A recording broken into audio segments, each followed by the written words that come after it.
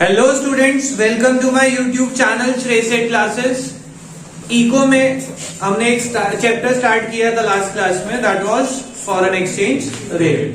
ध्यान से समझेंगे, एक बार उसका क्विक रिकैप करते हैं और फिर आगे कंटिन्यू करते हैं टॉपिक को। हमने चैप्टर में पढ़ा था फॉरेन एक्सचेंज रेट का मतलब होता है कि एक करेंसी को दूसरी करेंसी में कितने रेट पे एक्सचेंज किया जाएगा, यानी कितने रेट पे बेचा या खरीदा जाएगा, उस एक्सचेंज रेट को हम बोलते थे foreign exchange rate. For example, $1 is equals to ₹75। This is the foreign exchange rate. फिर हमने पढ़ा था जब फॉरेन एक्सचेंज रेट बढ़ता है तो उसको हम बोलते हैं करेंसी एप्रिसिएशन, और जब फॉरेन एक्सचेंज रेट घटता है तो उसको बोलते हैं डेप्रिसिएशन। लेकिन हम इंक्रीज और डिक्रीज किसका देखते हैं? Domestic currency with foreign currency, तो उसको हम बोलते हैं एप्रिसिएशन और डेप्रिसिएशन। इधर देखें, इसका हमने एग्जाम्पल पढ़ा था। अगर रेट हो जाए $1 इज इक्वल्स टू ₹77 या $1 इज इक्वल्स टू 73, तो इसमें से कौन सा एप्रिसिएशन है, कौन सा डेप्रिसिएशन है? This is depreciation and this is appreciation. तो हमें अपना फायदा और अपना नुकसान देखना है। आगे बात समझ।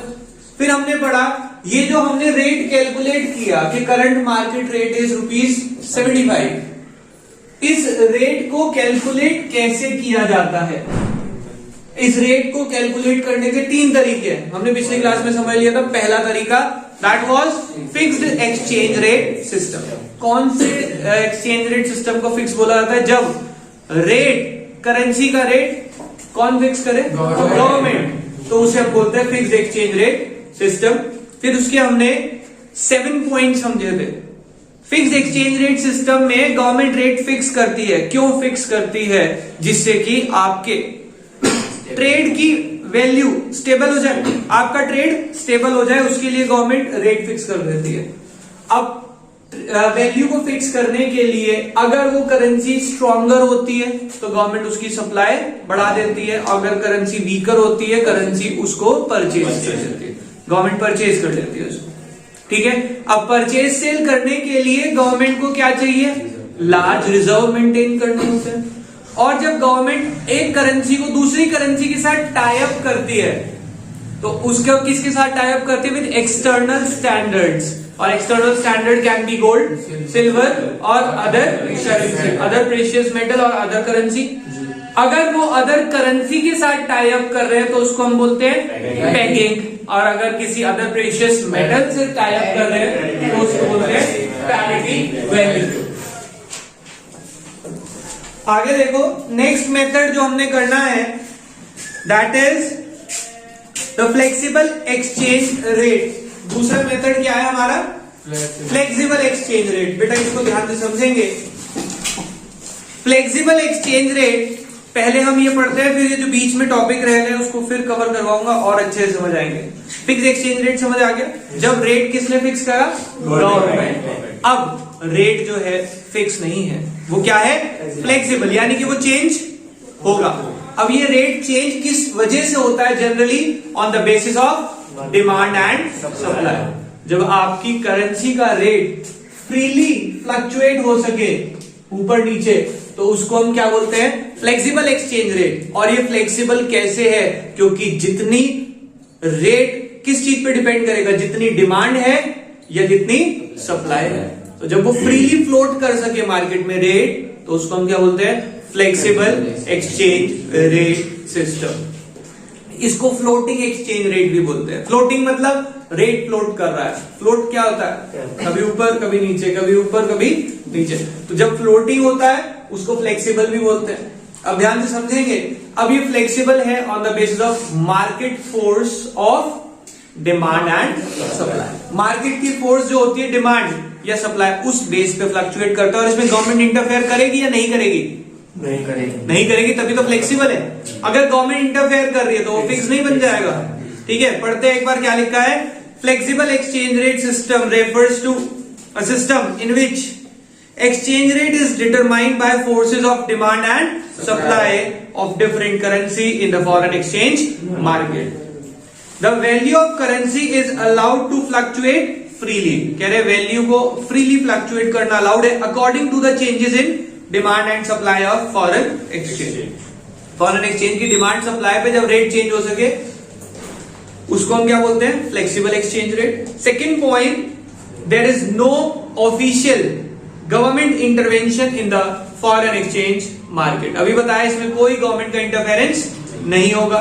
Next point number 3, it is also known as floating exchange rate. इसको हम फ्लोटिंग एक्सचेंज रेट भी बोलते हैं. और लास्ट में देखो क्या लिखा है. इस पॉइंट को पढ़ने से पहले एक बार समझ लेते हैं.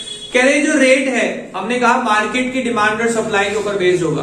अब ये डिमांड और सप्लाई कौन करते हैं? Market players. और वो मार्केट प्लेयर कौन हो सकता है? एक इंडिविजुअल भी हो सकता है, एक कंपनी भी हो सकती है, और वो बैंक्स भी हो सकते हैं. परचेज सेल कौन करेगा फॉरेन करेंसी को? ये सब. तो इसलिए ये लास्ट पॉइंट लिखा है, the exchange rate is determined by the market through interaction of thousands of banks, firms and other institution seeking to buy and sell the foreign currency for the purpose of making transaction. जब कोई businessman, institution या bank आपस में transaction करे foreign currency को purchase sale करने की, उस ट्रांजैक्शन को हम कौन सी मार्केट का ट्रांजैक्शन बोलते हैं? Yes, flexible exchange rate. दोनों के बीच में डिफरेंस समझ आया? अब ध्यान से समझेंगे.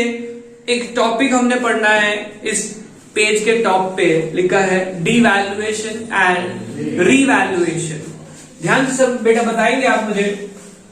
डिवैल्यूएशन सुन के क्या लग रहा है कि वैल्यू बढ़ रही है या कम हो रही है? कम हो रही है. इसमें वैल्यू कम हो रही है सर, रीवैल्यूएशन में वैल्यू बढ़ रही है. तो सर फिर एक बात बताएं कि एप्रिसिएशन और डेप्रिसिएशन क्या था? सर एप्रिसिएशन का मतलब बढ़ना, डेप्रिसिएशन का मतलब कम होना. फिर ये दो टर्म, चार टर्म क्यों बना दिए इन्होंने, जबकि दोनों का मतलब क्या सेम ही है? एक ही है सर मतलब. तो ध्यान से समझेंगे what is the basic difference between appreciation, depreciation and devaluation and revaluation. क्या बेसिक डिफरेंस है वो ध्यान से समझते हैं. जब करेंसी की वैल्यू मार्केट फोर्स के हिसाब से चले, market force of demand and supply, तो उस चेंज की वजह से जो चेंज आता है उसको बोला जाता है एप्रिसिएशन और डेप्रिसिएशन. अगर मार्केट की डिमांड और सप्लाई की वजह से करेंसी की वैल्यू बढ़ रही है तो एप्रिसिएशन, घट रही है तो डेप्रिसिएशन. पर अगर वो वैल्यू में चेंजेस आ रहे हैं गवर्नमेंट की वजह से, गवर्नमेंट की इंटरफेरेंस की वजह से, तो उसको अगर गवर्नमेंट कम कर रही है तो डिवैल्यूएशन, गवर्नमेंट करेंसी की वैल्यू बढ़ा रही है तो डिवैल्यूएशन. इसका मतलब अगर हम बात करें फिक्स्ड मेथड की, कौन से मेथड की? फिक्स्ड मेथड में अगर करेंसी की वैल्यू गवर्नमेंट ने बढ़ाई तो वो क्या हो जाएगा? डिवैल्यूएशन. फिक्स्ड मेथड में गवर्नमेंट ने वैल्यू कम करी तो डिवैल्यूएशन. पर अगर वही वैल्यू बढ़ी या कम हुई डिमांड और सप्लाई की वजह से तो एप्रिसिएशन और डेप्रिसिएशन. ये कौन से मेथड में आ रहा है? फिर इसका मतलब सर फ्लेक्सिबल मेथड में. ये फ्लेक्सिबल का पार्ट है, ये फिक्स्ड मेथड का पार्ट है. क्लियर हो गई बात? पढ़ते हैं एक बार devaluation and revaluation. Devaluation refers to reduction in the value of domestic currency by the government. और उधर नेक्स्ट लाइन में पढ़ते हैं. On the other hand, revaluation refers to increase in the value of domestic currency by the government. यानी government जब value को change कर रही है तो उसको हम क्या बोलते हैं? Devaluation and revaluation. अब difference between devaluation and depreciation इधर देखिए बेटा, किसका डिफरेंस पढ़ रहे हैं? Devaluation and. देखो दोनों में वैल्यू रिड्यूस ही हो रही है, पर एक में गवर्नमेंट रिड्यूस कर रही है और एक में डिमांड सप्लाई के बेस पे हो रही है. ठीक है, पढ़ते हैं meaning. Devaluation refers to reduction in the value of foreign currency in terms, sorry, devaluation refers to reduction in the value of domestic currency in terms of foreign currency under fixed exchange rate regime. Fixed exchange rate method में अगर value में गिरावट आ रही है तो उसको हम क्या बोलते हैं? डिवैल्यूएशन। उधर देखो, depreciation refers to fall in market price of domestic currency in terms of foreign currency under flexible exchange rate. आपको बताया कि जो आपका ये है ये फिक्स्ड में आएगा और ये किस में आ जाएगा? फ्लेक्सिबल। तो यहाँ पे आपने अभी जो पढ़ा वो क्या है? डेप्रिसिएशन। डेप्रिसिएशन का मतलब क्या है?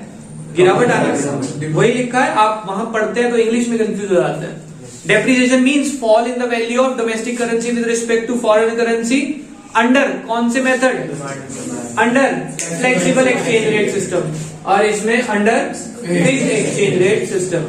अकरेंस, इसकी अकरेंस कब होती है? डिवैल्यूएशन की। It takes place due to government, it takes place due to market force of demand and supply. Exchange rate का मेथड, इसका फिक्स्ड एक्सचेंज रेट, उसका flexible exchange rate. Is it okay? इसीलिए पहले flexible बता दिया आपको, जिससे बाद में डिफरेंस में कोई प्रॉब्लम ना आए। Next is the difference between fixed exchange rate and flexible exchange rate. बेटा पहला तो मीनिंग आ जाएगा आपका फिक्स्ड और फ्लेक्सिबल का। दूसरा, डिटर्मिनेशन ऑफ एक्सचेंज रेट। बेटा फिक्स रेट में एक्सचेंज रेट कौन डिटरमाइन करता है? और फ्लेक्सिबल में market force of demand and supply. Government का कंट्रोल किस में होता है? फिक्स्ड में। फ्लेक्सिबल में कोई गवर्नमेंट का कंट्रोल नहीं होता। अभी पढ़ा ना, no intervention of the government. Stability किस में रहती है? एक्सचेंज रेट में, फिक्स्ड में। फ्लेक्सिबल में स्टेबिलिटी होने का कोई मतलब नहीं है। Next is the manage floating rate system. बेटा मैनेज फ्लोटिंग को हम डर्टी फ्लोट भी बोलते हैं। क्यों बोलते हैं डर्टी फ्लोट वो भी बताऊंगा। पहले मैनेज फ्लोटिंग का मतलब समझते हैं। मैनेज फ्लोटिंग बेसिकली पता है क्या है? फिक्स्ड और फ्लेक्सिबल का कॉम्बिनेशन है। फिक्स्ड और फ्लेक्सिबल का कॉम्बिनेशन है। कह रहे मैनेज फ्लोटिंग में रेट जो है ना वो मार्केट फोर्स के हिसाब से चलता है। Market force of demand and supply के हिसाब से चलता है। पर अगर वो फ्लक्चुएशन एक लिमिट से ज्यादा हो तो साथ ही उस देश का सेंट्रल बैंक इंटरफेयर करता है। कौन इंटरफेयर करता है? सेंट्रल बैंक के इतना ज्यादा फ्लक्चुएशन एक ही दिन में अलाउ नहीं करेंगे। इस सिस्टम को बोला जाता है मैनेज फ्लोटिंग। यानी कि फ्लोट तो है पर उस फ्लोट को मैनेज कर रहा है कौन? उस देश का सेंट्रल बैंक। समझ आ गई बात? क्लियर? देखो जैसे कि यही एग्जाम्पल अगर हम लें, $1 इज इक्वल टू ₹75। गवर्नमेंट कहती है अगर 2-4-5% तक की फ्लक्चुएशन है ना, या 1 या 2% तक की फ्लक्चुएशन, देखो 1% या 2% की फ्लक्चुएशन भी बहुत मानी जाती है फॉरेन एक्सचेंज मार्केट में। आप खुद सोचे अगर इसमें 5% की या 10% की फ्लक्चुएशन आप इमेजिन करें, इसमें 5% की फ्लक्चुएशन हो गई, लगभग आपके 3.5 रुपए बढ़ना। अगर इसमें 3-4 रुपए में बढ़ा दूं, ₹79 कर दूं, $1 इज इक्वल टू 79। आप एक दिन में इतनी, आपको क्या लग रहा है सर सिर्फ 4 ही रुपए तो है? जो एक्सपोर्टर होते हैं उनसे पूछना, 1-2 लाख डॉलर की ट्रांजैक्शन हो रही है। $1 लाख में सीधा उसे 4 लाख का नुकसान हो गया एक ट्रांजैक्शन पे। दिन में अगर 5-6 ट्रांजैक्शन करनी हो गएगा, मैं तो लुट गया। तो ऐसे में सेंट्रल बैंक जो होता है वो इतनी फ्लक्चुएशन अलाउ नहीं करता। वो कहता है थोड़ा ऊपर थोड़ा नीचे अलाउ है, बट जैसे ही इससे ज्यादा फ्लक्चुएशन होगी एकदम उस देश का सेंट्रल बैंक इंटरफेयर करेगा। किसको? रेट को कंट्रोल करने के लिए। अब वो इंटरफेयर करेगा, इसका मतलब अगर वो महंगा हो रहा है तो वो अपनी सप्लाई बढ़ा देगा फॉरेन करेंसी, अगर वो सस्ता हो रहा है तो उसे खरीदना शुरू कर देगा, क्योंकि ज्यादा फ्लक्चुएशन तो वो अलाउ करेगा नहीं। अब खरीदने बेचने के लिए उसको क्या मेंटेन करना पड़ेगा? रिजर्व्स उस करेंसी का। तो यही इस सब में लिखा है, एक बार पढ़ते हैं। पहले जो बोल्ड में डेफिनेशन लिखी है, it refers to a system in which foreign exchange rate is determined by market forces and the central bank.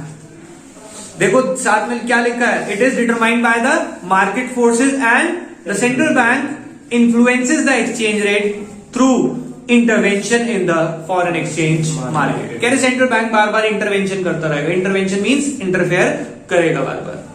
First point, it is the hybrid. Hybrid means combination, mixture of Fixed exchange rate and flexible exchange rate system.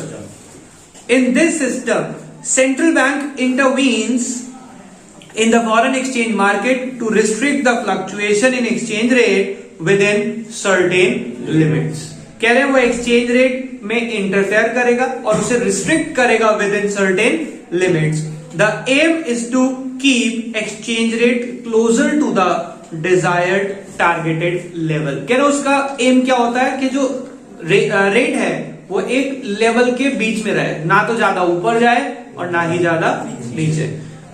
For this central bank maintain reserve of foreign exchange. और कह रहे वो limit में लाने के लिए क्या करना पड़ेगा, रिजर्व रखना पड़ेगा कि जैसे ही महंगा होगा बेचना शुरू कर देंगे और जैसे ही सस्ता होगा उसे खरीदना शुरू कर देंगे. Maintain reserve of foreign exchange to ensure that exchange rate system stays within the targeted value. Last point, it is also known as dirty floating. इसे हम डर्टी फ्लोट भी बोलते हैं. क्यों बोलते हैं बेटा, आप समझ आएगा आपको. क्योंकि इसमें आपने दोनों मेथड की ऐसी की तैसी कर दी. ना तो पूरा तुम कंट्रोल कर पा रहे हो, अगर कंट्रोल कर सकते हो तो भाई फिक्स लगा लो ना. इतनी पावर है अगर तुम्हारे देश में तो रेट फिक्स कर लो, फ्लक्चुएट होगा कंट्रोल करना. इसका मतलब सरकार के पास इतनी पावर है नहीं कि कंट्रोल कर ले.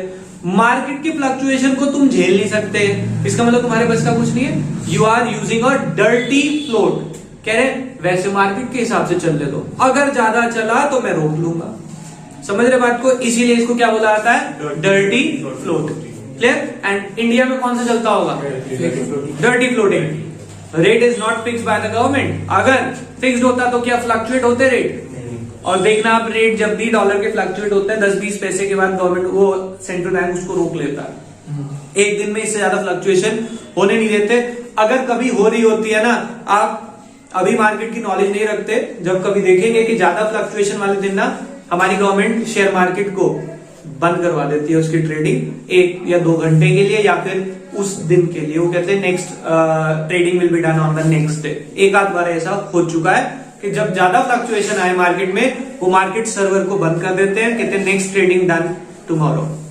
तो इस वजह से इस इंडिया में क्या यूज हो रहा है, डर्टी फ्लोट. क्लियर. बाकी जो है हमारा वो हम करेंगे नेक्स्ट क्लास में. अभी के लिए इतना ही. Bye bye.